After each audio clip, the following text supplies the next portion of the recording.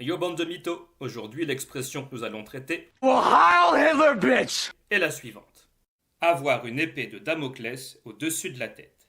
Qui n'a jamais entendu cette expression au moins une fois dans sa vie? Par contre, on ne s'est pas forcément tous demandé qui était ce fameux Damoclès et pourquoi ce connard s'amuse à jouer avec son épée au-dessus de nos têtes. Pour commencer, l'épée de Damoclès n'est pas l'épée de Damoclès. Elle ne lui appartient pas. La petite histoire commence avec Denis. Un roi qu'on surnommait le tyran de Syracuse. Parce que c'était un mec pas cool et qu'il habitait Syracuse. Dommage pour lui parce que s'il était cool et qu'il habitait Sparte, on l'aurait appelé Léonidas. Tu vois, vieux frère.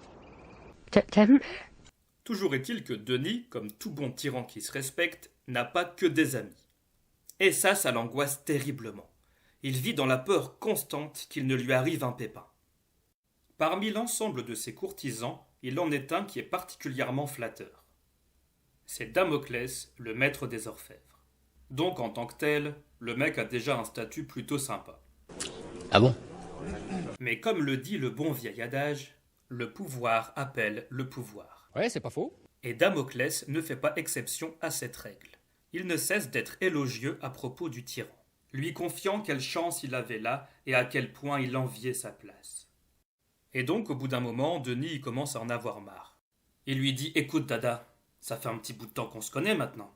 Si tu crois que c'est vraiment un rêve d'avoir constamment peur qu'il t'arrive une couille, si tu crois que c'est pratique de devoir aller chier en armure parce que j'ai pas envie que la dernière image qu'on ait de moi, c'est celle d'un roi sur le mauvais trône, eh ben je vais réaliser ton rêve. À partir de demain, tu prends ma place. C'est toi le king. T'as tous les pouvoirs, tu fais ce que tu veux, c'est open bar. Droit de troussage, Deliveroo illimité, 49.3. Évidemment, Damoclès accepte volontiers. Dès le lendemain, un superbe banquet est organisé. La vaisselle est faite d'or et d'argent. Damoclès est fou et il se fait plaisir, il commande tous les menus du meilleur japonais du coin. Du menu M1 au M16 en passant par le C4, menu H1N1, sans oublier l'AK-47. C'est plus un banquet, c'est un véritable champ de bataille. Alors qu'il coule un bento en S1 tout en troussant un bel éphèbe, il lève la tête dans un râle guttural, expression de sa jouissance orgiaco-gustative. Et là, il voit une épée qui pend au-dessus de sa tête. Littéralement. Et elle n'est maintenue que par un poil de cul de cheval. Ou un crin selon d'autres sources. Damoclès passe de l'extase à la terreur. Tous les plaisirs qui s'offraient à lui devinrent soudainement fades. Il s'empresse d'aller au chevet de Denis, qui l'observait depuis le début du coin de la table, du coin de l'œil, le sourire en coin. Damoclès supplie le tyran de le laisser s'en aller, ne voulant point du bonheur à ce prix. Denis reste coi face à la détresse du flatteur, et finit par lui dire On s'en bat les couilles, on s'en bat les couilles, on s'en bat les couilles.